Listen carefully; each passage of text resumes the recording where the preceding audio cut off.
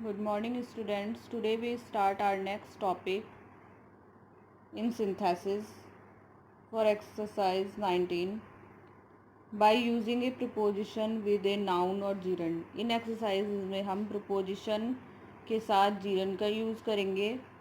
gerund क्या होता है? gerund में verb की फर्स्ट फॉर्म के साथ ing का यूज़ करते हैं और इसका हिंदी में मीनिंग निकलता है ना, नी, ने. यानी जब हम सेंटेंस बनाते हैं तो उसका मीनिंग ना, नी में निकलता है. और प्रिपोजिशन बहुत सारी होती हैं. In spite of, besides, on, with, for, without, before, on, so, because of, but.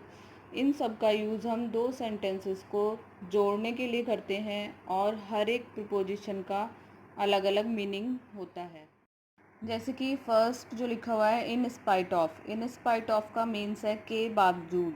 अगर किसी भी सेंटेंस में किसी अपोजिट घटना का, अपोजिट कार्य का या किसी रिजल्ट का, अपोजिट रिजल्ट का उल्लेख होता है तो वहाँ पर इन स्पाइट ऑफ के साथ जीरंड यानी वर्ब की फर्स्ट फॉर्म में आईएनजी का यूज़ किया जाता है. बिसाइड्स के अतिरिक्त, साइड्स के अतिरिक्त अगर किसी भी सेंटेंस में कोई दो कार्य एक ही समय पर एक साथ हो रहे होते हैं तो उसमें बिसाइड्स का यूज़ किया जाता है. जीरंड यानी वर्ब की फर्स्ट फॉर्म में बिसाइड के साथ आईएनजी लगाई जाती है.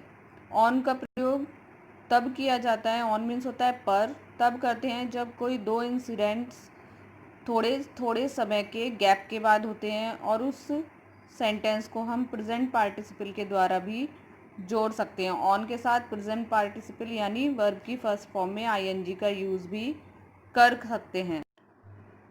आफ्टर, आफ्टर मीन्स होता है के बाद. जिन वाक्यों में को एक कार्य फिनिश होने के बाद दूसरा कार्य तुरंत शुरू हो जाता है वहाँ पर हम आफ्टर का यूज़ करेंगे. और जहाँ पर भी जिस भी सेंटेंस में श्योर आएगा उसके बाद हमें ऑफ का यूज़ करना है.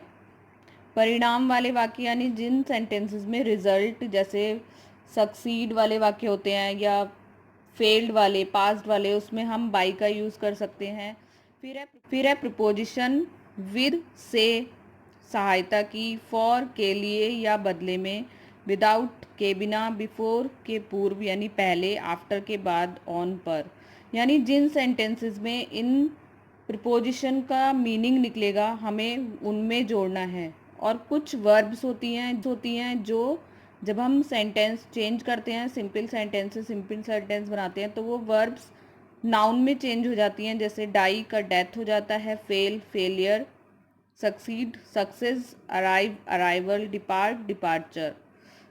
बिकॉज ऑफ भी प्रिपोजिशन है के कारण, सो, इसलिए.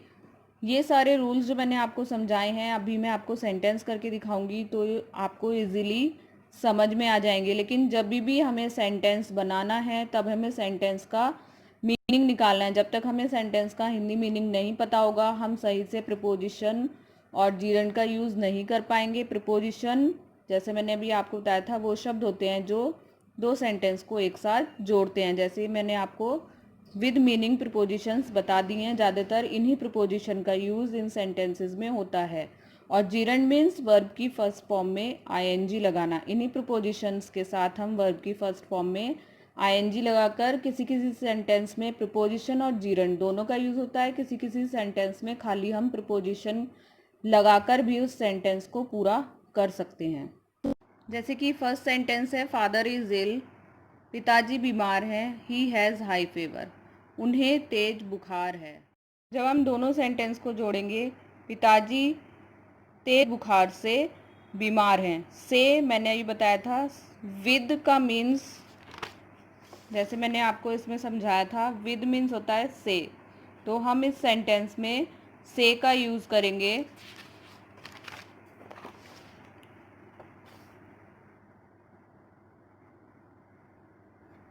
Father is ill with high fever.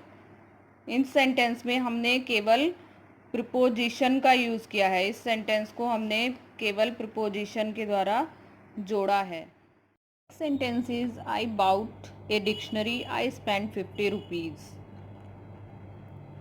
मैंने एक डिक्शनरी खरीदी, मैंने 50 रुपीज़ खर्च किए। जब भी स्पेंड 50 रुपीज़ या रुपीज़ वाला सेंटेंस होगा तब हम फॉर यूज़ करेंगे। जैसा मैंने आपको अभी समझाया था, फॉर के लिए या बदले में या में। फॉर का मीन्स होता है के लिए या बदले में या में।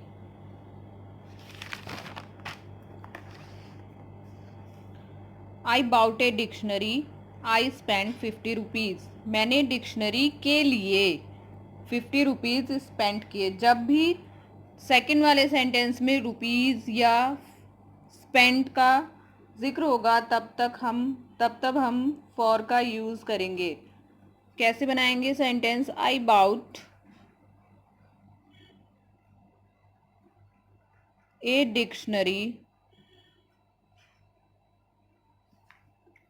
For 50 rupees.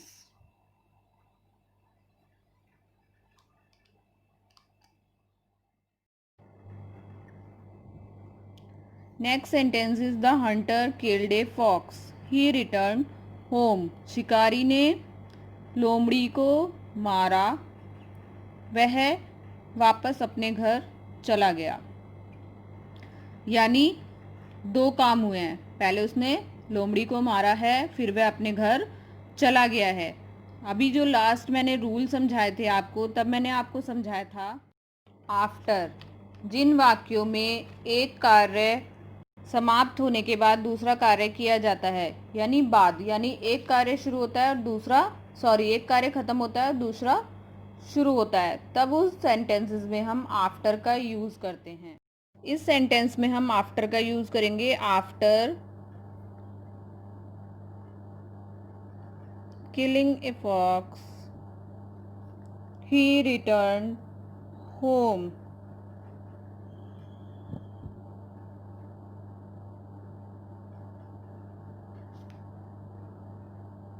यहाँ पर हमने प्रिपोजिशन के साथ जीरंड का भी यूज किया है।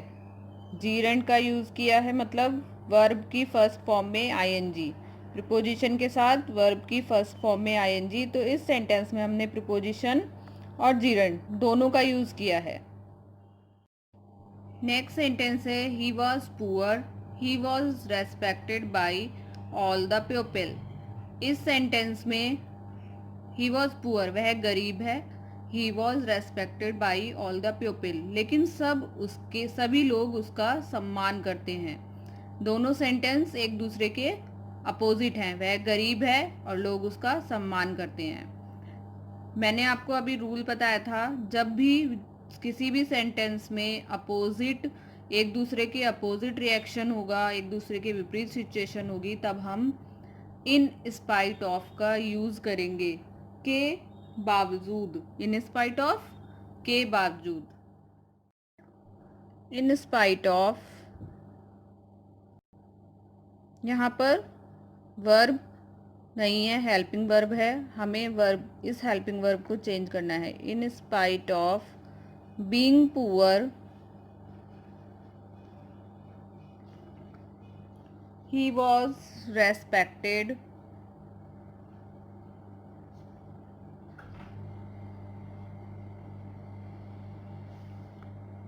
Bye all the people. यानी जब भी कोई दो सेंटेंस एक दूसरे के अपोजिट होंगे, जब कोई दो सेंटेंस एक दूसरे के अपोजिट होंगे तब इन स्पाइट ऑफ का यूज होगा। Next sentence is she give me advice, she help me library.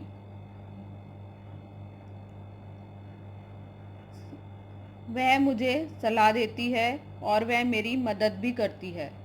यानी एक ही सेंटेंस में दो कार्य हो रहे हैं एक साथ। मैंने आपको रूल बताया था,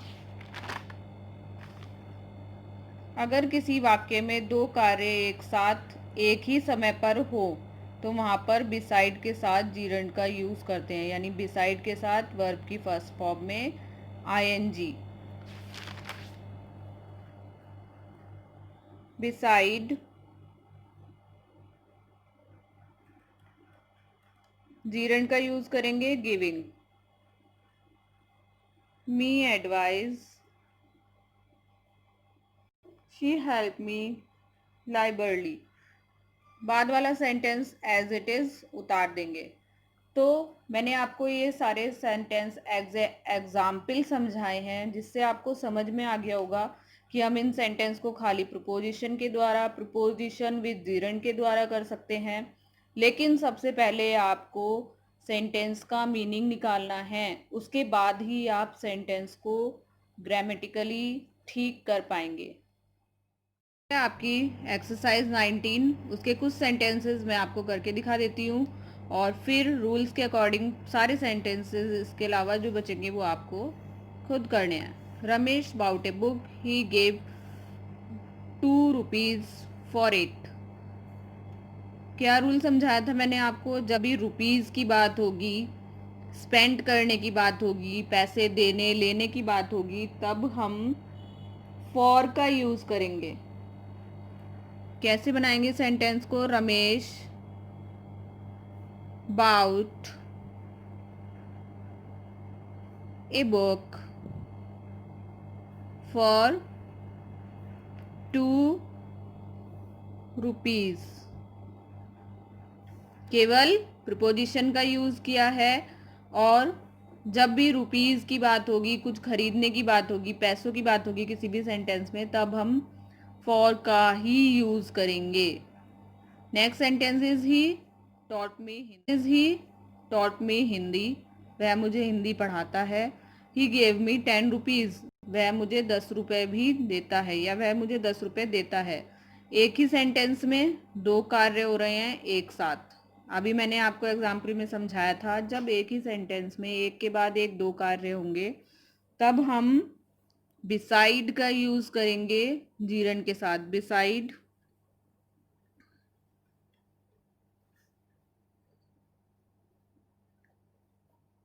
टॉट की फर्स्ट फॉर्म होती है टीचिंग, टीचिंग मी हिंदी, वह मुझे हिंदी पढ़ाने के अतिरिक्त ही गेव मी 10 रुपीज, 10 रुपये भी देता है।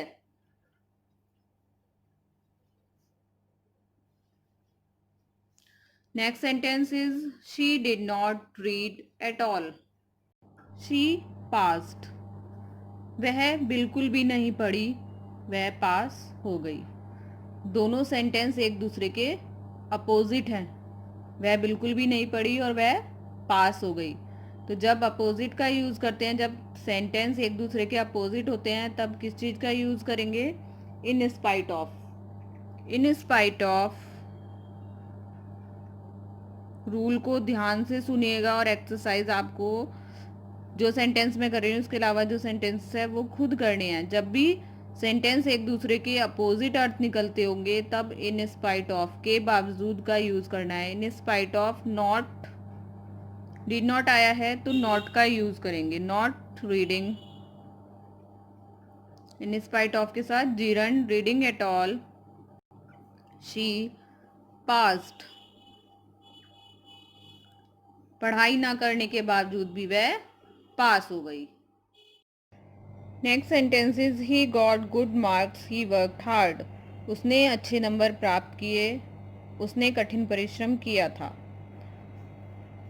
जैसे मैंने ये बताया था आपको, बाई उन सेंटेंसेस भी लगाते हैं जिन सेंटेंसेस में कोई परिणाम निकलता हुआ दिखाई दे रहा है। इस सेंटेंस में उसके कठिन परिश्रम का परिणाम निकला है कि उसने अच्छे नंबर प्राप्त किए हैं। कैसे बनाएंगे? By working hard he got good marks।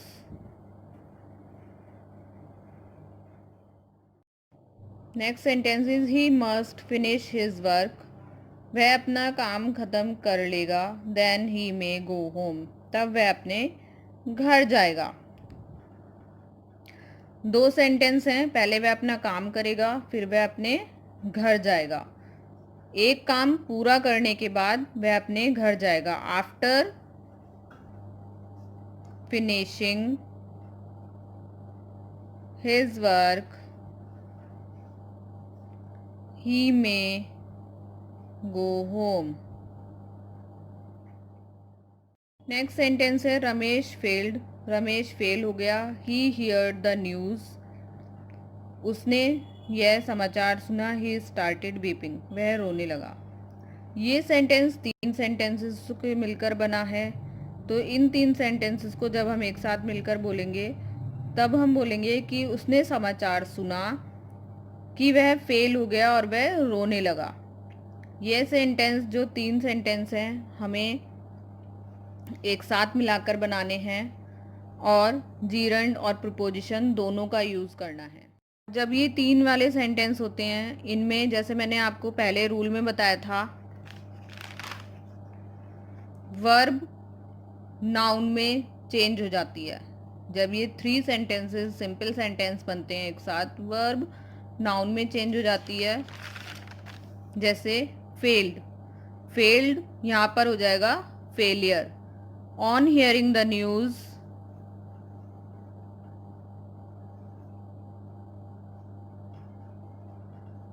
Of his failure,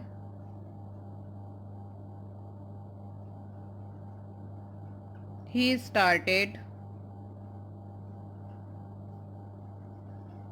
weeping। अपने फेल होने की खबर सुनने के बाद उसने रोना स्टार्ट कर दिया। जब भी 3 तरह के सेंटेंस होंगे, ज़्यादातर सेंटेंस इसी कॉम्बिनेशन में आते हैं। हियरिंग हम सेकंड सेंटेंस से स्टार्ट करेंगे। ऑन हियरिंग प्रीपोजिशन के साथ जीरंड का यूज़ है। वर्ब को हमने नाउन में चेंज किया है और लास्ट वाला सेंटेंस एज इट इज़ है। आई होप आपको प्रीपोजिशन और जीरंड के रूल समझ में आ गए होंगे। कोई भी प्रॉब्लम है, कोई भी क्वेरी है तो आप मुझसे पूछ सकते हैं। Thank you.